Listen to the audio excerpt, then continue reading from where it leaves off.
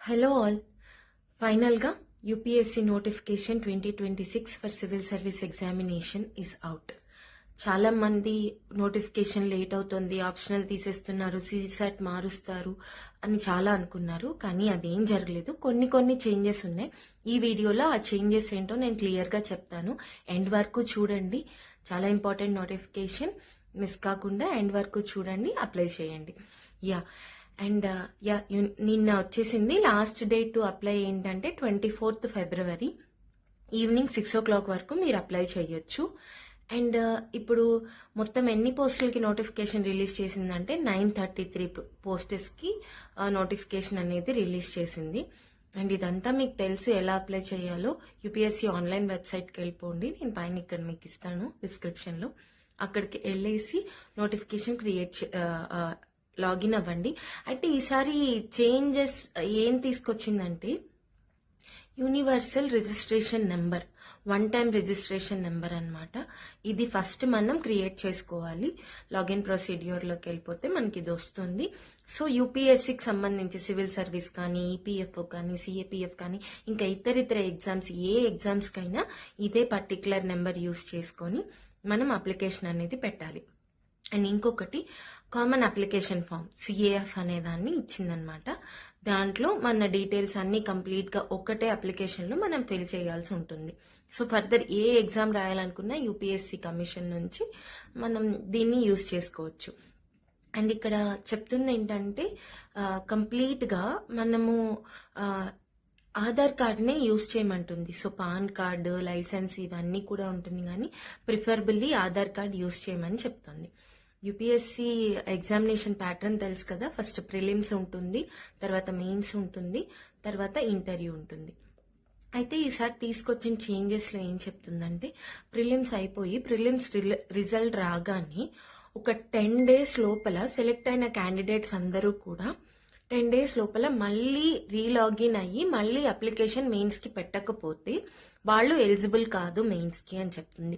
Same way like mains అయ్యాక కూడా result వచ్చిన 10 days లోపే మనం ఇంటర్వ్యూకి, పర్సనాలిటీ టెస్ట్ కూడా 10 days లోపే లాగిన్ అయ్యి ఫీ పేమెంట్ అదంతా చేసి మళ్ళీ రిజిస్టర్ అవ్వకపోతే ఇంటర్వ్యూకి కూడా ఎలిజిబుల్ కాదు. ఇది కొత్తగా వచ్చిందనమాట. సో ఇది. అండ్ నెక్స్ట్ ఎలిజిబిలిటీ క్రైటీరియా చెప్తాను. 21 years వచ్చిన వాళ్ళు, ఓసీ కేటగిరీకి సంబంధించిన వాళ్ళు అయితే 32 years వరకు కూడా వీళ్ళు ఎలిజిబుల్. వీళ్ళకి మొత్తం 6 attempts ఉంటాయి. నెక్స్ట్ ఓబీసీ కేటగిరీకి చెందిన వాళ్ళకైతే సేమ్ ఏజ్ వచ్చేసి 21 నుంచి 32 వరకు ఉంటుంది. అయితే వీళ్ళకి ఎక్స్ట్రా 3 years ఛాన్స్ ఉంటుంది. సో అండ్ వీళ్ళకి అటెంప్ట్స్ వచ్చేసి 9 attempts ఉంటాయి. ఎస్సీ ఎస్టీ వాళ్ళు అయితే అన్లిమిటెడ్ అటెంప్ట్స్ ఉంటాయి. ప్లస్ 21 years నుంచి 32 కాకుండా అదనంగా ఇంకో 5 years వీళ్ళు రాయొచ్చు. అంటే 37 years వరకు కూడా వీళ్ళు రాయొచ్చు.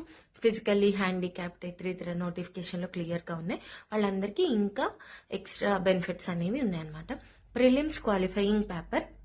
ఈ ప్రిలిమ్స్ క్వాలిఫైయింగ్ పేపర్లో కూడా 2 papers ఉంటాయి. పేపర్ 1 క్వాలిఫై అయినట్లయితే, పేపర్ 1 క్వాలిఫై అయితే మెయిన్స్కి, అసలు పేపర్ 1 క్వాలిఫై అవ్వాలంటే ముందు సీసాట్ పేపర్ అనేది క్వాలిఫై అవ్వాలి. సీసాట్ పేపర్లో 33% అంటే 66+ మార్క్స్ వస్తే మీరు మీ ఫస్ట్ పేపర్ అనేది, జనరల్ స్టడీస్ పేపర్ అనేది కరెక్షన్ జరుగుతుంది. అందులో కట్ ఆఫ్ని బట్టి మీరు క్లియర్ చేస్తే మీరు మెయిన్స్కి వెళ్ళొచ్చు. సో ఇది. అండ్ ఇంకొకటి ఏంటంటే ప్రతిభా సేతు పోర్టల్ ద్వారా ఇప్పుడు సపోజ్ మీరు ఈ కొత్త నోటిఫికేషన్లో ఇది ఇంక్లూడ్ చేశారండి.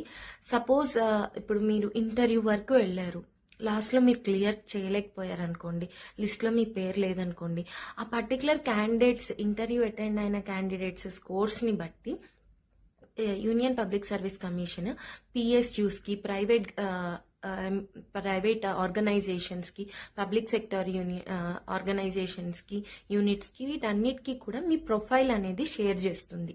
మీ డీటెయిల్స్, మీ కంప్లీట్ డిఎఫ్ అదంతా షేర్ చేస్తుంది అనమాట. ఇఫ్ యు ఆర్ ఇంట్రెస్టెడ్, అది కూడా ముందే మిమ్మల్ని కనుక్కొని మిమ్మల్ని రిజిస్టర్ అవ్వమంటుంది.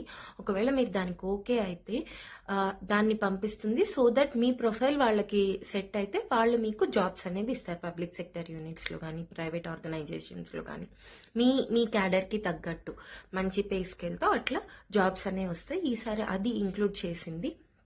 అండ్ ఇంకొక లైవ్ ఫోటో అనేది తీసుకుంటుంది. మనం అప్లికేషన్ పెట్టేటప్పుడు మన ఫోటోగ్రాఫ్ అప్లోడ్ చేస్తాం కదా, దాంతో పాటు లైవ్ ఫోటోని కూడా తీసుకుంటుందన్నమాట.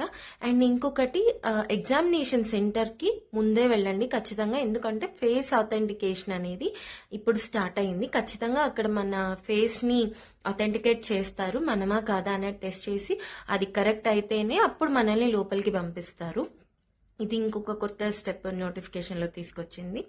సో ఎందుకు లేట్? సి ఇంకా సరిగ్గా ప్రిపేర్ అవ్వలేదు, అటెంప్ట్ వేస్ట్ అవుతుందేమో, నెక్స్ట్ ఇయర్ రాద్దాంలే అట్లా అనుకోవద్దు. ప్రతి అటెంప్ట్ ఇంపార్టెంటే. యుద్ధ భూమిలో ఉండి పోరాడే వాడికే ఆ శక్తి, ఆ సామర్థ్యం అవన్నీ లైక్ ఆ పోరాటం గెలవాలి అన్నది ఇదంతా తెలుస్తుంది. బయట ఉండి నేను టెస్ట్ పేపర్ రాస్తాను, నెక్స్ట్ ఇయర్ బాగా ప్రిపేర్ అయ్యి రాద్దాం అనుకుంటే అది కరెక్ట్ కాదు. ఇంకా టైం ఉంది, May 24th ఎగ్జాము.